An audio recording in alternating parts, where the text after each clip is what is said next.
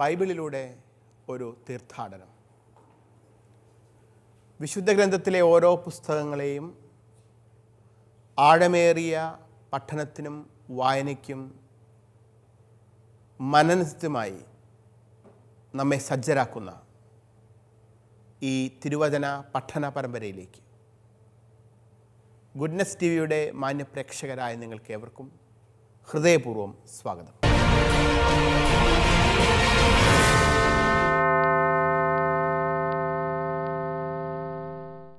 മക്കബായരുടെ ചരിത്രത്തിലൂടെ ഒരു തീർത്ഥാടനം നടത്തുകയാണ് നമ്മൾ. മക്കബായരുടെ ചരിത്രം മക്കബായരുടെ 1-2 പുസ്തകങ്ങളിലൂടെ വിശുദ്ധ ഗ്രന്ഥത്തിൽ അനാവരണം ചെയ്യപ്പെടുന്നുണ്ട്. മക്കബായരുടെ 1-ാം പുസ്തകത്തിൻ്റെ 10-ാം അധ്യായം അവസാനിപ്പിച്ചതിന് ശേഷം 11-ാം അധ്യായത്തിൻ്റെ ആമുഖം കഴിഞ്ഞ ക്ലാസ്സിൻ്റെ അവസാന ഭാഗത്ത് നമ്മൾ കണ്ടു.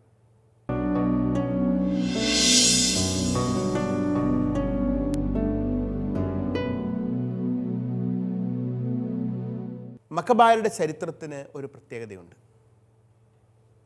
മക്കബായരുടെ ചരിത്രം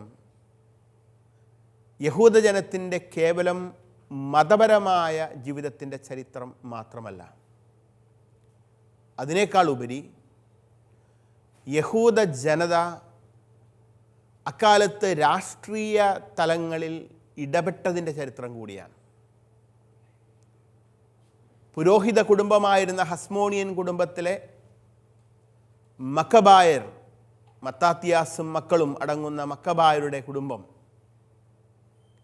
രാഷ്ട്രീയ അധികാരങ്ങൾ കൂടി നേടിയെടുത്തതിൻ്റെ, വിപ്ലവങ്ങളുടെ ചെറുത്തുനിൽപ്പിൻ്റെ കഥ കൂടിയാണ് മക്കബായരുടെ ചരിത്രം.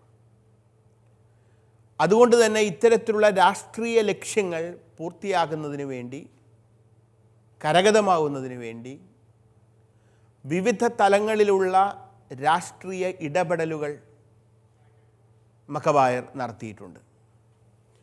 അത്തരത്തിൽ മാറിമറിയുന്ന രാഷ്ട്രീയ സാഹചര്യങ്ങളിൽ സഖ്യങ്ങൾ ഉണ്ടാക്കിക്കൊണ്ട്, ഇടപെടലുകൾ നടത്തിക്കൊണ്ട് മക്കബായർ എപ്രകാരമാണ് മാറിമറിയുന്ന രാഷ്ട്രീയ സാഹചര്യങ്ങളെ തങ്ങൾക്കനുകൂലമാക്കി തീർത്തത് എന്നതിൻ്റെ ഏറ്റവും വലിയ ഉദാഹരണമാണ് ജോനാഥാൻ്റെ കാലത്ത് ഉണ്ടായിരുന്നത്. 11-ാം അധ്യായത്തെക്കുറിച്ച് പറയുമ്പോൾ വളരെ ദീർഘമായ ഒരു അധ്യായമാണ് മക്കബായരുടെ പുസ്തകത്തിൻ്റെ 11-ാം അധ്യായം. ഈ അധ്യായത്തിൽ നമ്മൾ കാണുന്നത്, ഞാൻ സൂചിപ്പിച്ചതുപോലെ, സങ്കീർണമായ രാഷ്ട്രീയ സാഹചര്യങ്ങളാണ്. സെലൂക്കിയ രാജവംശത്തിൽ ആഭ്യന്തര കലാപങ്ങൾ നടക്കുന്നു. ഈജിപ്തിലെ രാജാവ് ടോളമി അലക്സാണ്ടർ ബേലാസ് എന്ന തൻ്റെ തന്നെ മരുമകനുമായുള്ള ബന്ധത്തിൽ നിന്ന് കൂറുമാറ്റം നടത്തുന്നു. അതീവ സങ്കീർണമായ രാഷ്ട്രീയ സാഹചര്യങ്ങൾ ഉടലെടുക്കുന്നു. ഈ സാഹചര്യങ്ങളെ തന്ത്രപരമായി പ്രയോജനപ്പെടുത്തുന്ന മക്കബായരുടെ അക്കാലത്തെ നേതാവ് ജോനാഥൻ്റെ കഥകൾ. ചുരുക്കത്തിൽ സങ്കീർണമായ ഒരു രാഷ്ട്രീയ പരിസരമാണ് മക്കബായരുടെ 1-ാം പുസ്തകത്തിൻ്റെ 11-ാം അധ്യായത്തിൻ്റെ രാഷ്ട്രീയ പശ്ചാത്തലം എന്ന് നമുക്ക് മനസ്സിലാക്കാം. ആദ്യമായി തന്നെ ഈ പുസ്തകത്തിൻ്റെ, ഈ അധ്യായത്തിൻ്റെ ഉള്ളടക്കം ഹ്രസ്വമായി ഒന്ന് കാണാം. മക്കബായരുടെ 1-ാം പുസ്തകത്തിൻ്റെ 11-ാം അധ്യായം 1 മുതൽ 19 വരെയുള്ള തിരുവചനങ്ങളിൽ അലക്സാണ്ടർ ബേലാസും ടോളമിയും തമ്മിൽ അകലുന്നത്, അവർ തമ്മിലുള്ള ബന്ധത്തിൽ വിള്ളലുണ്ടാവുന്നതാണ് നമ്മൾ കാണുന്നത്.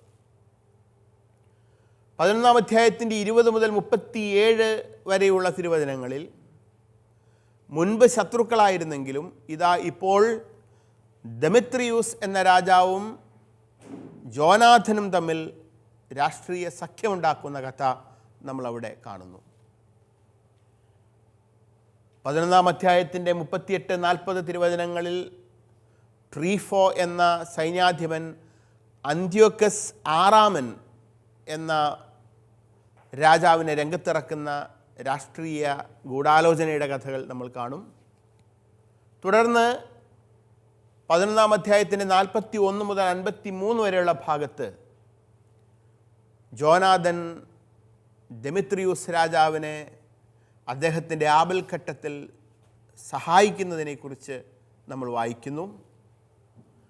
പിന്നീട് 11-ാം അധ്യായത്തിൻ്റെ 54 മുതൽ 56 വരെയുള്ള തിരുവചനങ്ങളിൽ അന്ത്യോക്കസ് ആറാമൻ എന്ന രാജാവ് ദെമിത്രിയൂസ് രാജാവിനെ യുദ്ധത്തിൽ പരാജയപ്പെടുത്തുന്നത് നമ്മൾ കാണും. 57 മുതൽ 62 വരെയുള്ള തിരുവചനങ്ങളിൽ അന്ത്യോക്കസ് ആറാമനും ജോനാഥനും തമ്മിൽ ഒരു രാഷ്ട്രീയ സഖ്യം ഉണ്ടാകുന്നു. ഏറ്റവും ഒടുവിൽ 63 മുതൽ 74 വരെയുള്ള തിരുവചനങ്ങളിൽ ജോനാഥൻ ദെമിത്രിയൂസ് രാജാവിനെ യുദ്ധത്തിൽ പരാജയപ്പെടുത്തുന്നു. ഇത്രയുമാണ് ഈ പുസ്തകത്തിൻ്റെ ഉള്ളടക്കം. നമുക്ക് ഈ പുസ്തകത്തെ വായിച്ച് കുറച്ചുകൂടി ആഴത്തിൽ മനസ്സിലാക്കാൻ ശ്രമിക്കാം. സാധിക്കുമെങ്കിൽ എല്ലാവരും എന്നോടൊപ്പം വിശുദ്ധ ഗ്രന്ഥം ഒന്ന് കയ്യിലെടുക്കുക. നമ്മളിപ്പോൾ വായിക്കാൻ പോകുന്നത് 1 മക്കബായർ അധ്യായമാണ്. മക്കബായരുടെ 1-ാം പുസ്തകത്തിൻ്റെ 11-ാം അധ്യായം 1 മുതൽ 19 വരെയുള്ള തിരുവചനങ്ങളാണ്. ദീർഘമായ ഒരു വചനഭാഗമാണ്. അതുകൊണ്ട് ഒരുമിച്ച് വായിച്ചാൽ നമുക്ക് ഒരുമിച്ച് വായിച്ചു പോകുമ്പോൾ കൂടുതൽ മനസ്സിലാവാൻ അത് എളുപ്പമായിത്തീരും. ഈജിപ്ത് രാജാവ് കടൽ തീരത്തെ മണൽത്തരി പോലെ അസംഖ്യം പടയാളികളെ ശേഖരിച്ചു. അനേകം കപ്പലുകൾ ഒരുക്കി. തന്ത്രപൂർവം അലക്സാണ്ടറിൻ്റെ സാമ്രാജ്യം തട്ടിയെടുത്ത് തൻ്റേതിനോട് ചേർക്കാൻ അവൻ ഉദ്യമിച്ചു.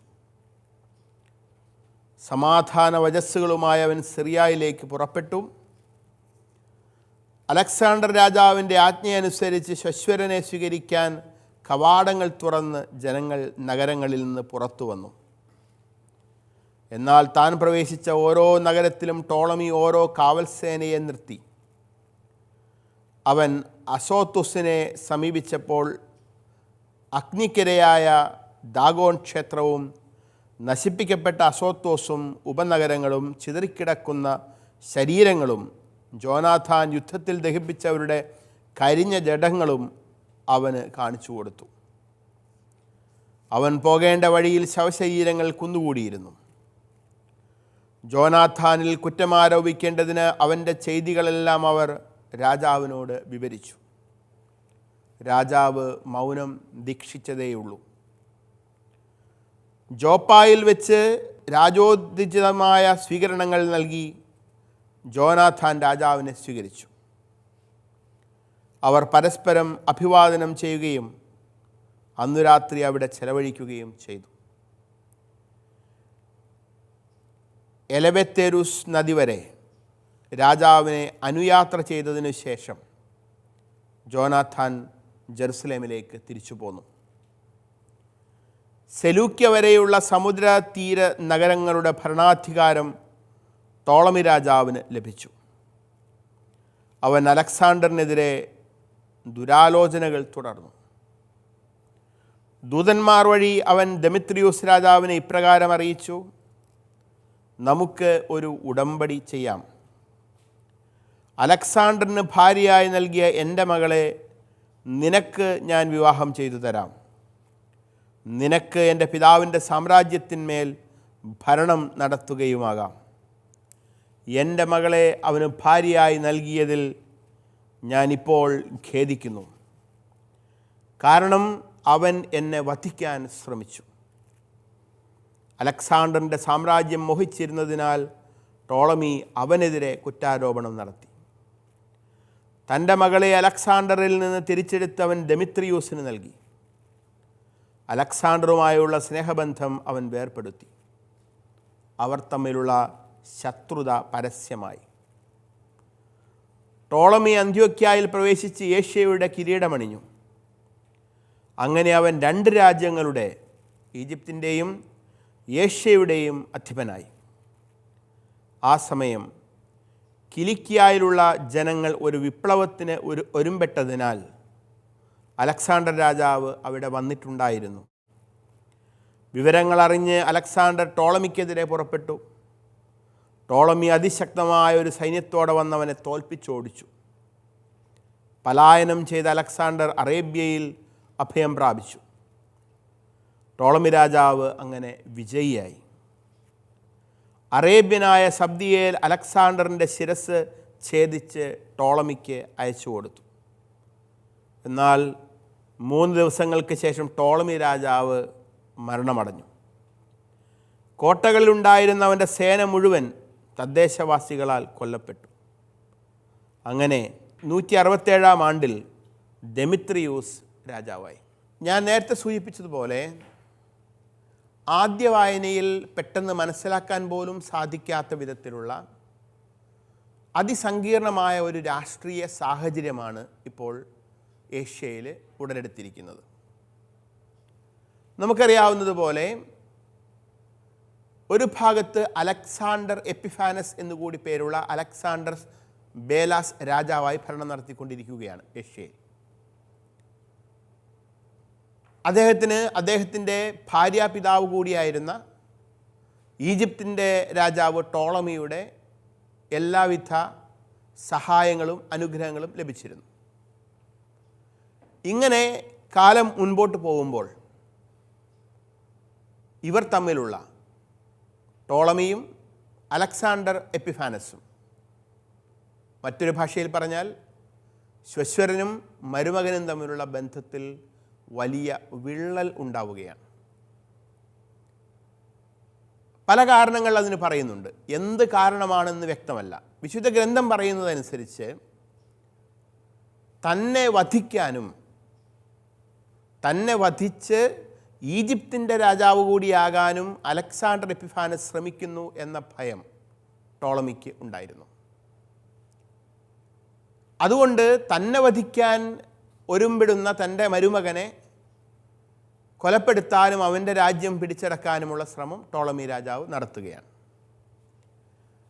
ചരിത്രപരമായ കാരണങ്ങൾ ചികയുമ്പോൾ ചില ചരിത്ര സൂചനകൾ അനുസരിച്ച് അലക്സാണ്ടറിൻ്റെ ഭരണത്തിലുള്ള കഴിവുകേട്, ഭരണ നൈപുണ്യത്തിലുള്ള കുറവ്, ഇതൊക്കെയാണ് ടോളമിയെ കുപിതനാക്കിയത് എന്ന് പറയുന്ന ചരിത്രകാരന്മാരുണ്ട്. അതല്ല, ടോളമി തൻ്റെ മകളെ അലക്സാണ്ടർ എപ്പിഫാനസിൻ്റെ ഭാര്യയായി നൽകിയിരുന്നു. അലക്സാണ്ടർ എപ്പിഫാനസും ടോളമിയുടെ മകളും തമ്മിലുള്ള ഭാര്യാഭർത്തൃബന്ധത്തിലെ വലിയ വിടവ്, ആ വിടവ്, മകളുടെ നിരന്തരമായ പരാതി ഭർത്താവിനെതിരെയുള്ള, അതുമൂലമാണ് ടോളമി രാജാവും അലക്സാണ്ടർ എപ്പിഫാനസ് രാജാവും തമ്മിലുള്ള ബന്ധം വഷളാവാൻ ഇടയാക്കിയത് എന്ന് പറയുന്ന ചരിത്രകാരന്മാരും ഉണ്ട്. ഏതായാലും ഒരു സൗഹൃദത്തിൻ്റെ അവസാനമാണ് ഇത്. വചനം നമ്മൾ വായിച്ചു തുടങ്ങിയ ഭാഗത്ത് ഇപ്രകാരം പറയുന്നു: ഈജിപ്ത് രാജാവ് കടൽ തീരത്തെ മണൽത്തരി പോലെ അസംഖ്യം പടയാളികളെ ശേഖരിച്ചു. ഈജിപ്ത് രാജാവ് എന്നതുകൊണ്ട് ഇവിടെ ഉദ്ദേശിക്കുന്നത് ടോളമിയാണ്. ടോളമി വലിയ ഒരു സൈന്യത്തെ ശേഖരിച്ച് സജ്ജരാക്കി, അനേകം കപ്പലുകൾ ഒരുക്കി, തന്ത്രപൂർവ്വം അലക്സാണ്ടറിൻ്റെ സാമ്രാജ്യം തട്ടിയെടുത്ത് തൻ്റേതിനോട് ചേർക്കാൻ അവൻ ശ്രമിക്കുകയാണ്. എന്ന് പറഞ്ഞാൽ ഈജിപ്ത് രാജാവ് ഏഷ്യയെ കൂടി തൻ്റെ രാജ്യത്തിൻ്റെ ഭാഗമാക്കി തീർക്കാൻ ഉള്ള ഒരു ശ്രമം നടത്തുന്നു, അതിനുള്ള സൈനിക മുന്നേറ്റം നടത്തുന്നു. അലക്സാണ്ടർ ബേലാസിൻ്റെ, അലക്സാണ്ടർ എപ്പിഫാനസിൻ്റെ രാജ്യം കൂടി തൻ്റെ കീഴിൽ കൊണ്ടുവരണം എന്ന രാജാവിൻ്റെ മോഹം. അങ്ങനെ ഈ ഒരു മോഹത്തിൻ്റെ സാക്ഷാത്കാരത്തിലേക്ക് വരുമ്പോൾ തീർച്ചയായും ഒരു ചതിയിലൂടെ, ഒരു യുദ്ധത്തിലൂടെ ഇക്കാര്യം നടക്കുകയാണ്. അങ്ങനെ ഒരു ചതിയിലൂടെ, ഒരു യുദ്ധത്തിലൂടെ പരാജിതനായിത്തീരുന്ന അലക്സാണ്ടർ എപ്പിഫാനസ് അവിടെ നിന്നും ഒളിച്ചോടി പോകേണ്ടി വരികയും അറേബ്യയിൽ പോയി അഭയം പ്രാപിക്കേണ്ടി വരികയും ചെയ്യുമ്പോൾ സെലൂക്യയിൽ, ഏഷ്യയുടെ സെലൂക്യയിൽ ഒരു ഭരണമാറ്റത്തിൻ്റെ കാഹളം മുഴങ്ങുകയായിരുന്നു. ദൂതന്മാർ വഴി ഈ സമയം ടോളമി രാജാവ് ഡെമിത്രിയൂസ് എന്ന രാജാവിനെ ഇപ്രകാരം ഒരു കാര്യം അറിയിക്കുന്നുണ്ട്: നമുക്ക് ഒരു ഉടമ്പടി ചെയ്യാം. അലക്സാണ്ടറിന് ഭാര്യയായി നൽകിയ എൻ്റെ മകളെ ഞാൻ നിനക്ക് വിവാഹം ചെയ്തു തരാം. നിനക്ക് നിൻ്റെ പിതാവിൻ്റെ സാമ്രാജ്യത്തിൻ്റെ ഭരണം നടത്താം. എൻ്റെ മകളെ നിനക്ക് ഭാര്യയായി ഞാൻ തരാം. അലക്സാണ്ടർ എപ്പിഫാനസിനെ ഭരണത്തിൽ നിന്ന് നമുക്ക് തുടച്ചു നീക്കാം എന്ന് പറയുന്നു. അങ്ങനെ അതുവരെ ഏതാണ്ട് ശത്രുതയിലായിരുന്ന ടോളമിയും ഡെമിത്രിയൂസ് രാജാവും തമ്മിൽ ഒരു സൗഹൃദത്തിലേക്ക് കടന്നു വരികയാണ്. തൻ്റെ മകളെ അലക്സാണ്ടറിൽ നിന്ന് തിരിച്ചെടുത്ത് അവൻ ഡെമിത്രിയൂസിന് ഭാര്യയായി നൽകുന്നു. അലക്സാണ്ടറുമായുള്ള സ്നേഹബന്ധം പരിപൂർണമായി വേർപെടുത്തുന്നു. അങ്ങനെ അലക്സാണ്ടർ എപ്പിഫാനസും ടോളമിയും തമ്മിലുള്ള ശത്രുത പരസ്യമാവുകയും ചെയ്യുന്നു. സ്വാഭാവികമായി നമുക്കറിയാം, ഇക്കാര്യം അലക്സാണ്ടർ അറിയുമ്പോൾ അയാളൊരു യുദ്ധത്തിന് ശ്രമിക്കുകയാണ്. ഈ യുദ്ധത്തിൻ്റെ ഒടുവിൽ സൈന്യബലം കൊണ്ടും മറ്റും വളരെ ശോഷിച്ചു പോയ അലക്സാണ്ടർ എപ്പിഫാനസ് ആ യുദ്ധത്തിൽ കൊല്ലപ്പെടുന്നു. എന്നാൽ ആ യുദ്ധത്തിൽ ടോളമി രാജാവിന് മുറിവേൽക്കപ്പെടുകയും ചെയ്യുന്നുണ്ട്. അലക്സാണ്ടർ എപ്പിഫാനസ് എന്ന അറേബ്യയിൽ അഭയം പ്രാപിച്ച രാജാവിൻ്റെ ശിരസ് അറേബ്യനായ സബ്ദിയേൽ ടോളമിക്ക് അയച്ചു കൊടുത്തതിൻ്റെ 3-ാം ദിവസം, ഒരുപക്ഷെ യുദ്ധത്തിലേറ്റ മുറിവുകൾ നിമിത്തമായിരിക്കാം, ടോളമിയും മരണമടയുകയാണ്. 2 ശത്രുക്കൾ തമ്മിൽ ഏറ്റുമുട്ടി, 2 പേരും മരണപ്പെട്ടു. ഇനി അവശേഷിക്കുന്നത് ഡെമിത്രിയൂസ് മാത്രമാണ്. അങ്ങനെ ഒരു പ്രത്യേക രാഷ്ട്രീയ പരിതസ്ഥിതിയിൽ ഡെമിത്രിയൂസ് രാജാവ് സെലൂക്യ സിംഹാസനത്തിൻ്റെ അവകാശിയായി ഈജിപ്തിൻ്റെ കൂടി നിയന്ത്രണം ഏറ്റെടുത്തുകൊണ്ട് ഒരു രാജാവായി തീരുന്ന സ്ഥിതിയാണ്, രാഷ്ട്രീയ സ്ഥിതിയാണ് ഈ വചനഭാഗത്ത് നമ്മൾ കാണുന്നത്. ഈ സമയം ജോനാഥനും മക്കബായരും എന്ത് നിലപാട് എടുക്കും എന്നുള്ളത് വായനക്കാരായി നമ്മളെ സംബന്ധിച്ചിടത്തോളം വളരെ പ്രധാനപ്പെട്ട ഒരു ചോദ്യമാണ്. കാരണം തികച്ചും വ്യത്യസ്തമായ ഒരു രാഷ്ട്രീയ സാഹചര്യമാണ് ഇപ്പോൾ ഉടലെടുത്തിരിക്കുന്നത്. ഈ സമയം മക്കബായരുടെ നിലപാട് എന്തായിരിക്കും? അക്കാര്യമാണ് തുടർന്ന് വരുന്ന വചനങ്ങളിൽ പറയുന്നത്. നമുക്ക് 11-ാം അധ്യായത്തിൻ്റെ 20 മുതൽ 37 വരെയുള്ള തിരുവചനങ്ങൾ ഒന്ന് വായിക്കാം. മക്കബായരുടെ 1-ാം പുസ്തകം 11-ാം അധ്യായം 20 മുതൽ 37 വരെയുള്ള ദീർഘമായ വചനഭാഗങ്ങളാണ് ഇനി വായിക്കുന്നത്. ജെറുസലേമിലുള്ള കോട്ട പിടിച്ചടക്കുന്നതിന് വേണ്ടി യൂദയായിലുള്ള ജനങ്ങളെ മുഴുവൻ ജോനാഥാൻ വിളിച്ചുകൂട്ടി. അതിനെതിരെ പ്രയോഗിക്കാൻ പല യുദ്ധോപകരണങ്ങളും അവൻ നിർമ്മിച്ചു. സ്വന്തം ജനത്തെ തന്നെ വെറുത്തിരുന്ന ചില അധർമ്മികൾ ചെന്ന് ജോനാഥാൻ വലിയൊരു സൈന്യ സന്നാഹത്തോടെ കോട്ട ആക്രമിക്കുന്ന വിവരം രാജാവിനെ ധരിപ്പിച്ചു.